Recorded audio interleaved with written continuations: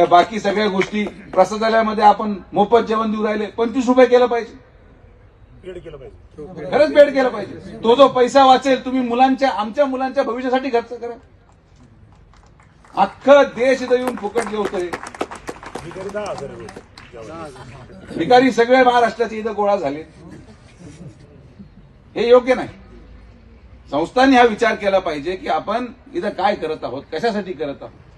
आणि म्हणून आम्ही आपल्याला आवर्जून विनंती करेल की शिर्डीची अर्थव्यवस्था, मी जी स्वप्न पाहिले की मुलं शिकले तर पाहिजेच, पण आपण जो संकल्प केलेला आहे की जी जमीन माननीय नामदार राधाकृष्ण विखे पाटील साहेबांनी संस्थांना मोफत दिली, त्या जमिनीवर पुढच्या 3 वर्षामध्ये 100 कोटी रुपयाचं क्रिकेट स्टेडियम उभारलं गेलं पाहिजे म्हणजे पाहिजे। मी तुम्हाला सगळ्या ग्रामस्थांना लिहून देतो की एक आयपीएल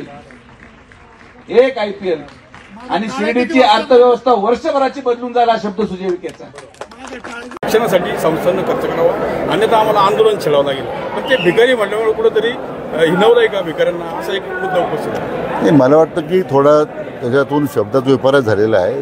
मी आता डॉक्टर सुजयशी बोललो तर त्यांचा हेतू तो नव्हता, कारण आपण खरं म्हणजे भिक्षुकरी जे आहेत आपल्याकडे येणारे मध्यंतरी फार गंभीर प्रश्न तयार झाला होता। कारण आपल्याला माहिती आहे की शिर्डी रेल्वे स्थानकावर काही मध्यंतरी ज्या अप्रिय घटना घडली, म्हणजे खून झालेला आहे, तो भिक्षुकरीच होता। मध्ये संख्या एवढी वाढली की स्थानिक ग्रामस्थांनी आंदोलन केलं आणि वर्गणी करून त्यांना बाहेर पाठवलं। हा मुद्दा बरोबर आहे की शेवटी प्रत्येकाला जगण्याचा अधिकार आहे, पण या बाबतीमध्ये जो काही त्यांची भावना आहे की याच्यातून स्थानिक लोकांमध्ये जो असंतोष आहे, स्थानिक नागरिकांमध्ये जो असंतोष आहे, तो फक्त त्यांनी व्यक्त केला। पण मी मान्य करतो की जो शब्द वापरला गेला त्यामुळं थोडे भावना दुखावल्या असतील, तर त्याबद्दल मला तर खरं म्हणजे मी त्याचा तो हेतू नव्हता।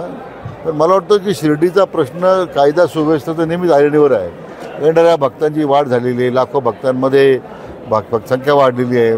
बरेच वेळा अनेक भक्तांशी असभ्य वागणुकीचे तक्रारी येत आहेत, त्यातून मग आपला काहीतरी निर्णय केला पाहिजे ना।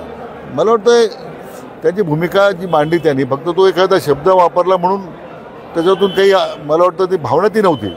परंतु आम शिर्डीकरांची जी भावना आहे की याच्यामध्ये काहीतरी सुनियंत्रण आणलं पाहिजे, याच्यामध्ये कुठेतरी त्याच्यामध्ये काही नियमावली करण्याची गरज आहे, तर ते मला वाटतं त्यामुळे किमान त्यांनी आता या प्रश्नाला वाचा फोडल्यामुळे प्रशासन दखल घेईल आणि त्याच्या सूचना मी आज सगळ्यांना दिलेल्या आहेत।